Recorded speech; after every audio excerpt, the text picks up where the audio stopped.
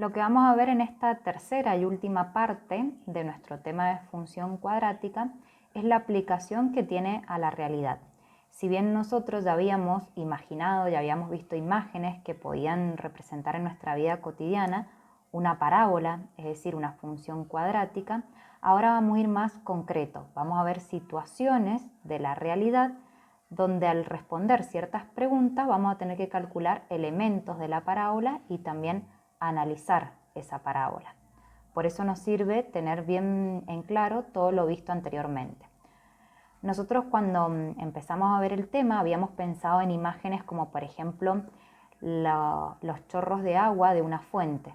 Entonces la trayectoria o el recorrido que hacen esos chorros de agua describen una parábola, por lo tanto es una función cuadrática. También habíamos pensado en una pista de patineta.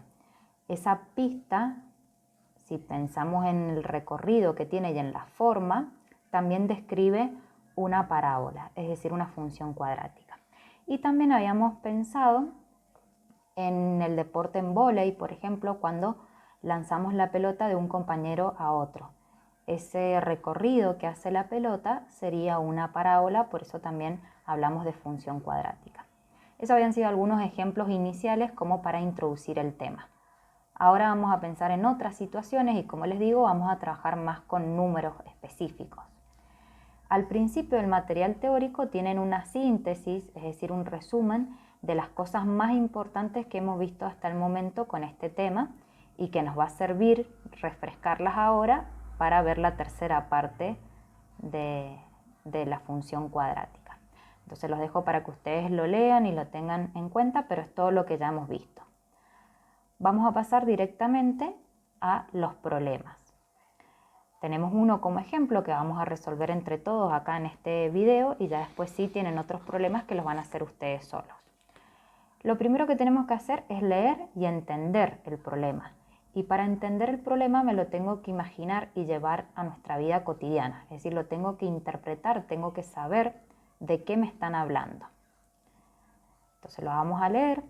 Dice, si se lanza una pelota hacia arriba con una velocidad de 40 pies por segundo, su altura en pies después de t segundos está dada por h de t igual a 40t menos 16t al cuadrado.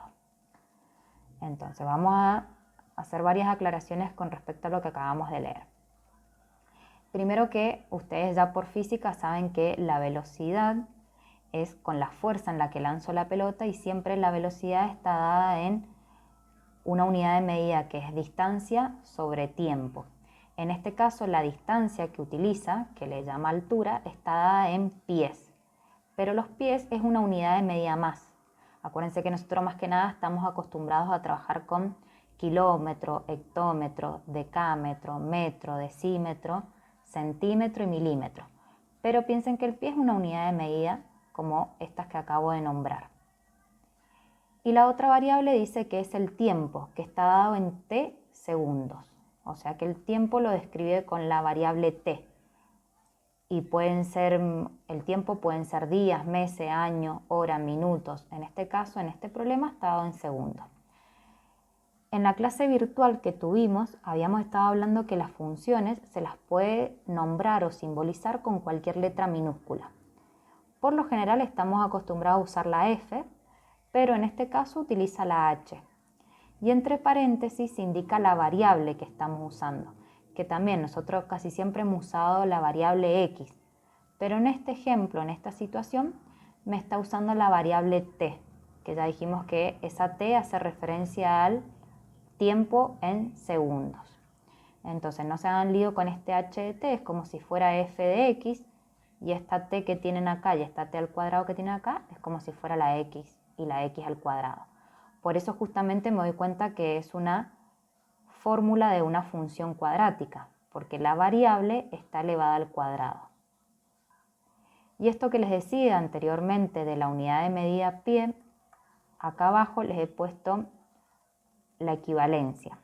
Si bien nosotros vamos a resolver esta situación problemática con la unidad de medida pie, yo acá abajo les anoté cómo serían esas respuestas si ustedes prefieren trabajarlo en metros o en centímetros, que por ahí son las que más utilizamos nosotros. pero un pie equivale a decir 0,3048 metros. O si prefieren trabajar con centímetros, es lo mismo que decir 30,48 centímetros, que en realidad es lo que verdaderamente mediría un pie normal. Entonces, vamos a empezar a resolver el problema.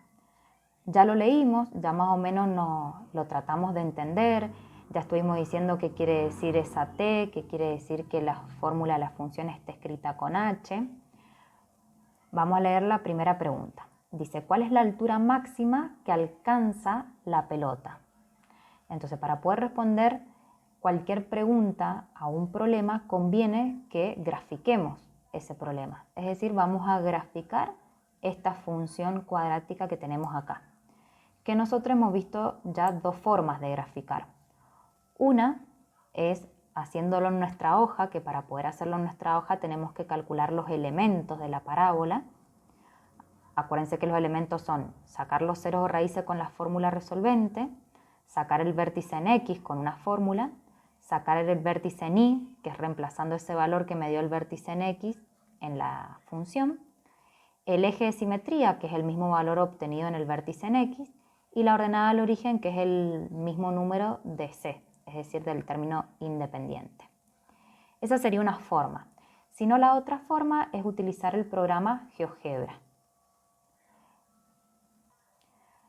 Lo que vamos a hacer nosotros es hacerlo primero en la hoja y después en el GeoGebra. Se los voy a hacer de las dos maneras para que puedan entender mejor las dos opciones y después decidamos cuál conviene. Entonces vamos a nuestra hoja, yo ya me escribí la fórmula y vamos a empezar calculando los ceros o raíces, que nosotros estábamos acostumbrados a escribir x sub 1 y x sub 2 porque era la variable x, pero ahora como es la variable t, la fórmula en sí no cambia, pero sí van a cambiar los resultados que no van a ser x sino en t. Reemplacemos. Si miramos nuestra fórmula, ojo que los valores están desordenados, por eso habíamos dicho que no es que me tengo que aprender que siempre el primer coeficiente es A, el segundo es B y el tercero es C, sino que lo que teníamos que tener en cuenta es que el coeficiente del término cuadrático es A, el coeficiente del término con la variable elevado a la 1 es el B y el término independiente es el C. Entonces en este caso tendríamos que A sería menos 16, B sería 40 y C, como no está, sería 0. Aparte, si imaginamos esta situación en nuestra vida cotidiana, tenemos que pensar en que la pelota, al ser lanzada hacia arriba, la parábola, eso me indica que va a tener las ramas hacia abajo. Entonces, es obvio que nuestro valor de A tiene que ser negativo, porque habíamos visto y habíamos dicho que era muy importante, primero que nada, darnos cuenta hacia dónde iban a ir las ramas, y eso me lo determinaba A. Entonces, al resolver la fórmula resolvente para sacar los ceros o raíces, llegamos a que uno de los valores es 0 y otro de los valores es 2,5. Quiere decir que nuestra parábola, que va a tener las ramas hacia abajo, va a cortar al eje X en 0 y también en 2,5. Ahora vamos a sacar el vértice en X. Para calcular el vértice en X tenían dos fórmulas, dos opciones. La que yo voy a utilizar es menos b sobre 2 por a. Reemplazo con los valores de b y a que tengo en la fórmula de la función y llegamos a que el vértice en X es 1,25. Y al sacar el vértice en Y, como dijimos anteriormente, es reemplazar este valor en la t de nuestra función. O sea que en esta t tengo que poner 40 por 1,25 menos 16 por, entre paréntesis, 1,25 al cuadrado. Al resolver eso, llegamos a 25. Pero acuérdense que entre estos dos valores obtenidos se marcaba un punto. Entonces el vértice de la parábola, que es donde va a ser la curvita, va a ser 1,25 en X y 25 en Y. El otro elemento de la parábola es el eje de simetría, que se escribía X igual, y es el mismo valor que sacamos el vértice en X, que ese es el eje que vamos a marcar con línea de puntos porque es simétrico, me divide la parábola en dos partes iguales. Y la ordenada al origen se escribía Y igual, es el mismo valor que C. Como nuestra función era incompleta, no tenía valor de C, va a ser 0. quiere decir que nuestra parábola va a cortar al eje Y en 0. Entonces ahora, teniendo todos los elementos, vamos a graficar. Para hacer el plano cartesiano, tengo que tener en cuenta que lo que voy a ubicar en el eje X sería el tiempo en segundos, porque acuérdense que X sería nuestra T. Entonces ustedes pueden usar la escala que quieran. Yo la que usé acá es de 0,25 en 0,25. Eso me doy cuenta por los valores que voy a necesitar marcar en X. Por ejemplo, en X vamos a necesitar marcar el 2,5, que está entre medio del 2 y el 3. Voy a tener que marcar el 1,25. Entonces por eso, por este número más que nada, me doy cuenta que lo más sencillo es ir de 0,25 en 0,25. Pero si alguno quiere tomar otra escala y después marcar, mientras esté bien marcado este número, no hay problema en la escala que tome. Y en el eje Y obviamente va a estar dado por la altura, que esa altura dijimos que la unidad de medida es en pie. Para ver qué escala voy a utilizar, miro los números que marco en el eje X, que va a ser el 25 y el 0. Bueno, con el 0 no hay problema. Con el 25, si voy de 1 en 1, me va a quedar tal vez muy largo el eje Y. Entonces pueden usar la escala de 5 en 5, de 10 en 10. En el material teórico tienen de 10 en 10. Yo, por ejemplo, acá lo voy a hacer de 5 en 5. Quedaría de esa manera. Y ahora empezamos a marcar los elementos que acabamos de sacar. Quedaría de esta manera. Lo que nosotros habíamos estado hablando anteriormente es que las ramas de la parábola siempre se abrían cada vez más y nunca sabíamos dónde empezaba o dónde terminaba.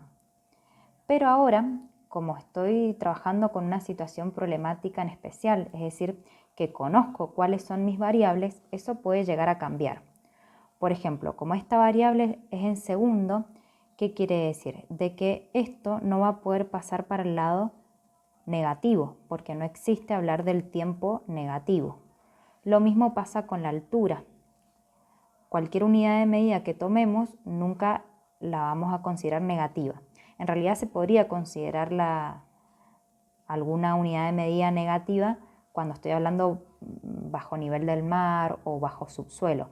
Pero recordemos que acá estamos hablando de una pelota que se lanza hacia arriba, entonces más allá del piso la pelota no va a bajar. Por eso es que en este caso las ramas no es que van a continuar, sino que tengo que indicar que van a empezar acá en el 0, en el segundo 0, y que van a terminar en el segundo 2,5.